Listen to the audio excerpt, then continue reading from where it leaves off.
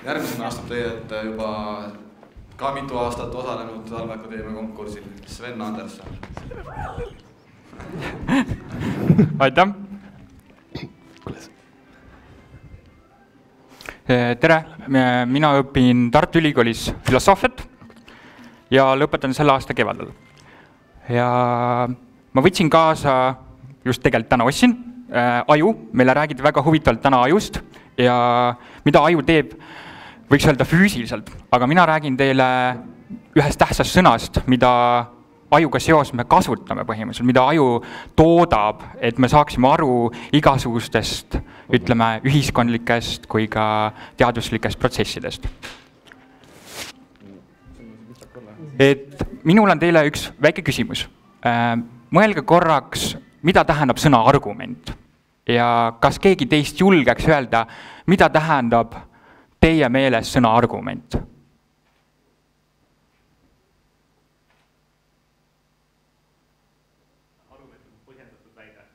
Aitäh! Ma kohe annan teile ühe meene. Et sõna argument on tõesti ühes tähenduses põhjendatud väide, kuid akadeemilises kontekstis on väga raske öelda, mis asi on tegelikult sõna argument, sest sõna argument tähendab erinevates kontekstides erinevaid asju. Näiteks muusikas me kasutame seda seoses intentsionaalsusega või matemaatikas me kasutame seda seoses vabamuutjatega. Ja sellest tulenevalt, kui me hakkame rääkima hariduses, näiteks esseede kirjutamise ajal õpilastele, mida tähendab sõna argument, siis meil tekib kohe küsimus, oota, ma ei saa aru, aga me matemaatikas õppisime näiteks argumenti vabamuutjana ja õpetajatel tekib ka distsipliini sees, kirjanduses küsimus, mida tähendab sõna argument, kui ma õpetan ja siis nad teevad seda tükkideks mõnes mõttes. Ja minu artikli üks meetoditest filosoofiast lähtudes on kriitiline lugemine, mille põhjal ma koostasin tähenduse mudeli. Ja tähenduse mudel siis on ka meie probleemi lahenduseks. Kui õpilastel ja õpetajatel on probleem, kuidas selgitada, mis tähendab sõna argument, siis tähenduse mudel ise ongi lahenduseks. Kui me teadvustame, mis asi on probleem, mis on probleemiks, siis ja kuidas tähenduse mudel on kujunenud, siis õpilased ka saavad aru, et sõna argumendil on palju laiem tähenduse väli, kui ainult üks kasutuspiirkond võiks öelda. Ja nüüd ma räägiksin teile põhjalikult, mida tähendab siis sõna argument just akadeemilises või sellises esseelikus kontekstis, kui me räägime kirjutamisest just. Et argumendil on kaks poolt. Et üheks on erialaterminina kasutamine, kus on väga kitsalt defineeritud, mida tähendab sõna argument erinevates distsipliinides. Ja teiseks on siis katustermin, mis kirjanduse põhjal on rohkem selline tavaelulik ja siin juures pean märkima, et etymoloogiline ehk sõna ajalooline tähendus, mis ongi ladina keelest argumentum ja tähendab põhjenduse alus baas, aga meie tänapäevases kasutuses see ei ole nii konkreetne, see on palju laiem. Ja siit tulebki sisse metatähendus. Metatähendus ongi kirjanduses kasutatav konstruktsioon argumendist. Argument on siis lühidalt öeldes, kui poeetiliselt väljendada, väide, näide, seos, järeldus. Et nüüd räägingi teile siis väitest, näitest, seosest, järeldusest. Et väide on kõige esimene, mis on argumendi struktuuris ja seda on üldjuhul igal pool kirjanduses ka mainitud, et väide on kõige esimene positsioonilt, mida argumendist tuleb esile tuua.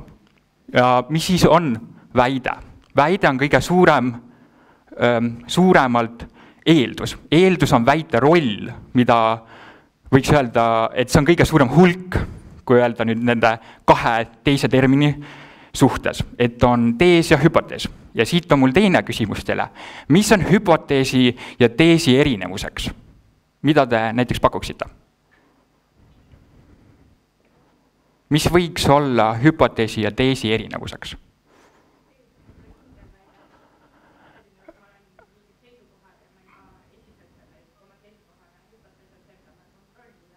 jah, aitäh, see on üks võimalus, kirjanduses seda väga hästi ka tehakse, aga kirjanduses, kui kogu kirjandust lugeda, kaasa arvatud erialaterminist, siis tegelikkuses võiks ka öelda, et hüpotees on empiirilistes kontekstides kasutatav sõna ja tees on rohkem teoreetilistes tekstides toodud just sõna, mida me kasutame sellistes konstruktsioonides, et tees iseenesest ei ole nagu hüpotees, et me peaksime tooma sisse uusi andmeid. Hüpoteesi juures me toome uusi andmeid sisse, aga tees on see, et ma võin ka argumenteerida poolt ja vastu ja siis saan tulemuse.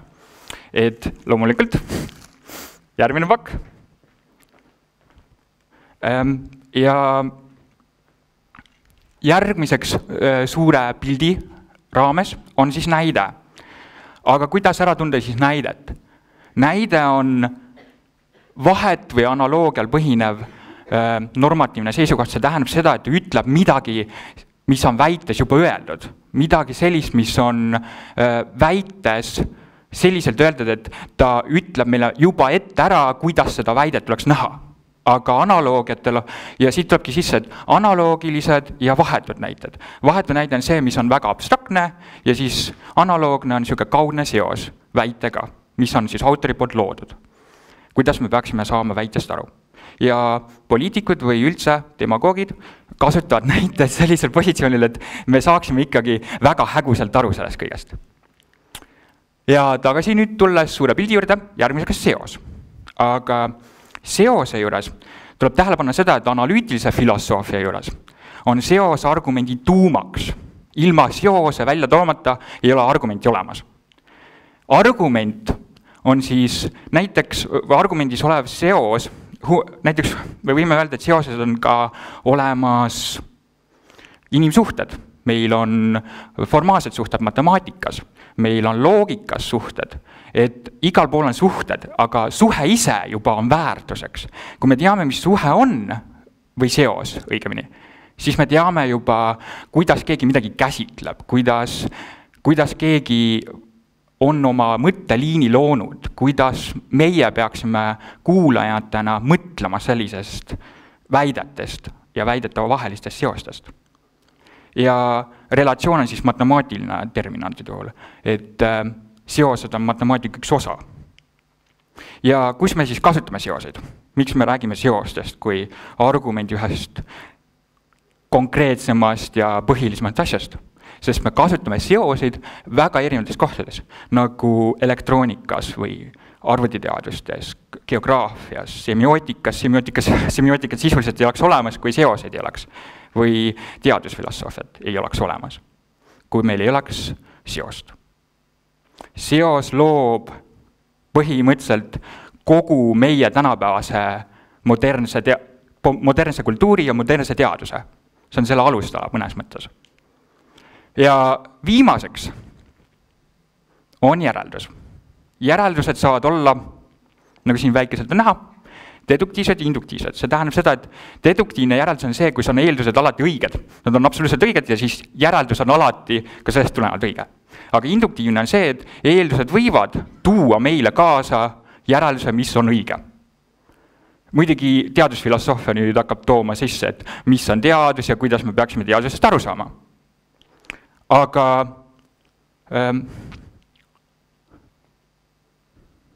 et järeldus. Järeldus on argumendi emotsioon selles tähenduses, et järeldus ütleb meile midagi, kuidas me peaksime nüüd lähtuma maailmas mingist tegevusest. Kui järeldus on olemas, siis üldjuhul me teeme mingi tegevus ära ja see ongi meie argumendiks, et järeldus ütleb ja siis ma hakkan nüüd tegutsema. Aga tegelikkuses on argumendi tuumaks hoopis ja tegutsemise tuumaks peaks olema seos, sest kui me seost ei tea, siis järelduse kasutamine omakorda on problemaatiline. Ja järeldus on argumendi selline tõeväärtuse andmine. See tähendab seda, et kogu meie seoste käsitlus võib olla täiesti vale, aga järeldus võib teha sellest täiesti õige asja. Et poliitik võib näiteks rääkida meile seose, mis on meile tundub väga kummaline, aga teistpidi, kui ta teeb õige järelduse, siis me ütleksime, et see oligi täiesti tõene. Ja see viibki meid õigetele seisukohtadele, me teeme õigeid valikuid, näiteks. Aga nüüd üldise pildi juurde tagasi tulles, kui väide, näide, seos, järeldus on olemas, kui me kirjutame sellest esseed, siis on ainult üks kitsas, väga kitsas lähtekoht. See on ainult üks argument. Me ei räägi praegust argumentidest või argumendi kogumitest, sest see on juba väga suur selline seoste ahel juba argumentide enda vahel. Me räägime praegust ühest argumendist, sest kui me mõistame ühte argumenti, siis me mõistame ka ja saame teha suuremaid konstruktsioone kogus kõikide argumentide vahel, näiteks, et kui meil on poolt vastu väide ja me saame neid omavahel seostada palju keerulisemate mõttekonstruktsioonide abil. Et see on väga lihtne meelde jätta kõigil meil, kui me kirjutame esseed või artiklit.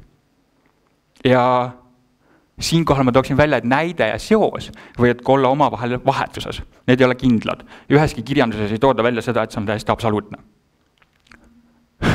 Ja siis tagasi tulles täiesti kahe poole on, siis on erialaterminina ja metaterminina kasutus.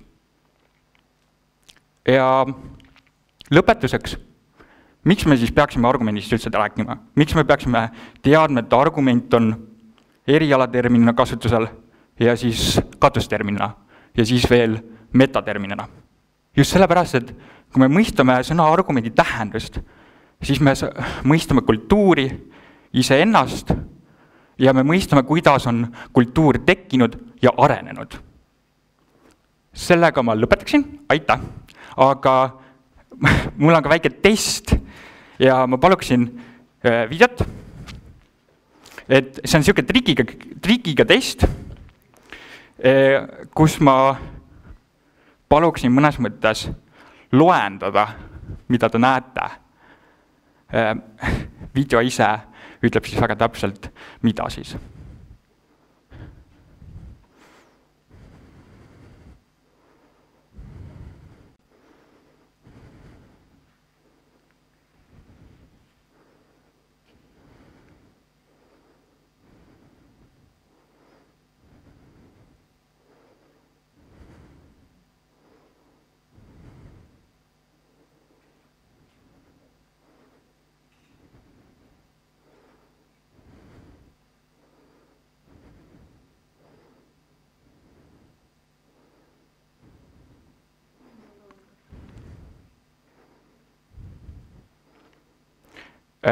Sisuliselt see test on niisugune trikiga test selles suhtes, et see ütleb meile põhimõtteliselt, kuidas me saaksime argumendi näiteks kasutada, millised on argumendi vormid ja trikiga just ongi, et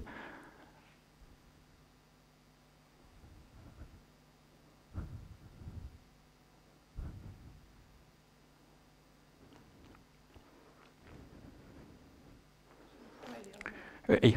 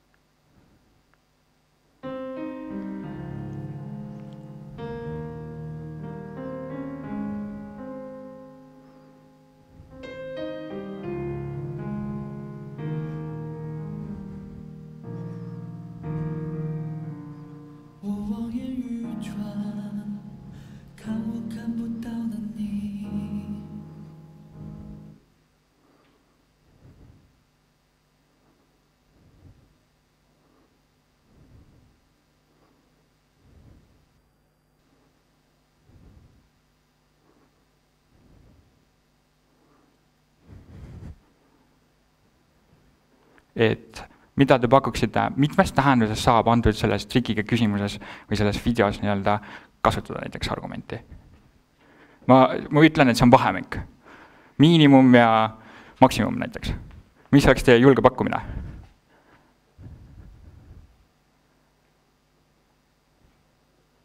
Ma võin öelda, et miinimum või see numbri vahemik on 10 piires.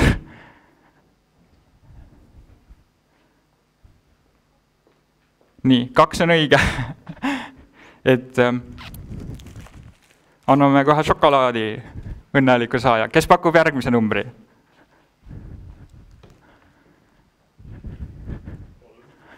Ja 3 läheb sisse. Võime anda kohe.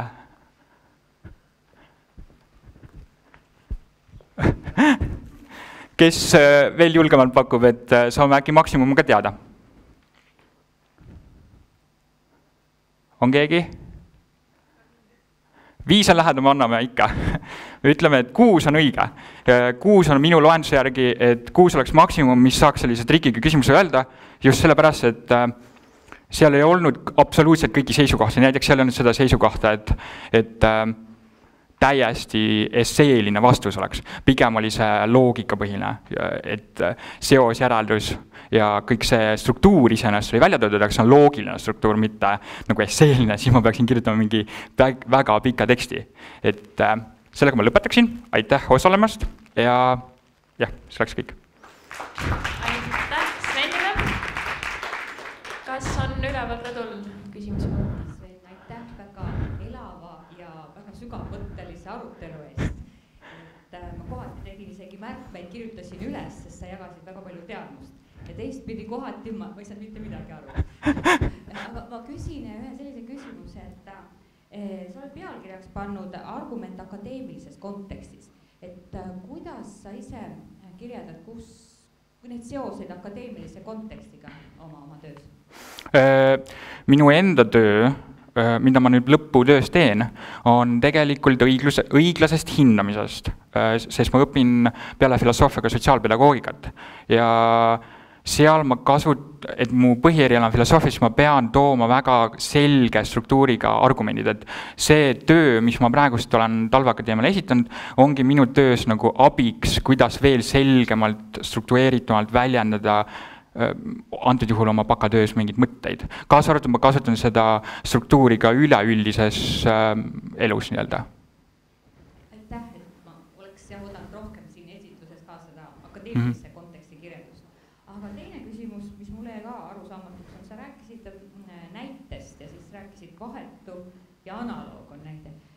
Ma oleks väga tänulik, kui sa tood ühe näite, milline on üks vahetu näide ja milline on üks analoog.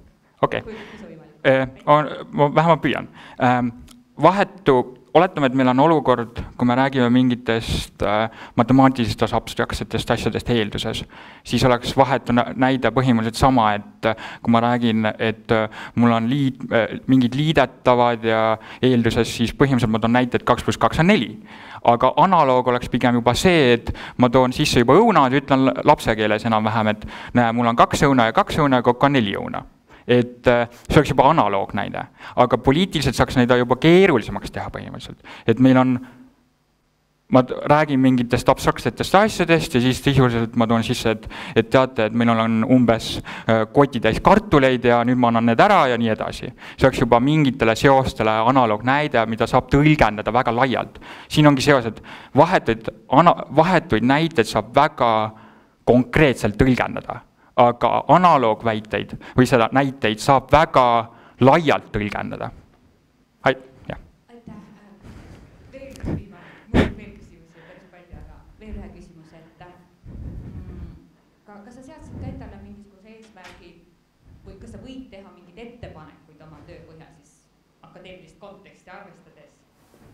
Ja näiteks koolides praegust on kirjandus väga loogikapõhine. Mina soovitaksin, et igas argumendiõpetuses või eesti keele kirjandusõpetuses põhimõtteliselt me peaksime hakkama rääkima mitte ainult sellest, et mul on mingi struktuur nagu süloganism, Aristoteles oma, vaid tegelikkuses me peaksime rääkima, et me kasutame seda väga erinevates kohtades, väga erinevates elualadel võiks öelda. kas on veel küsimusi publikul? Paistab, et ei ole, siis ma tänan Sveni.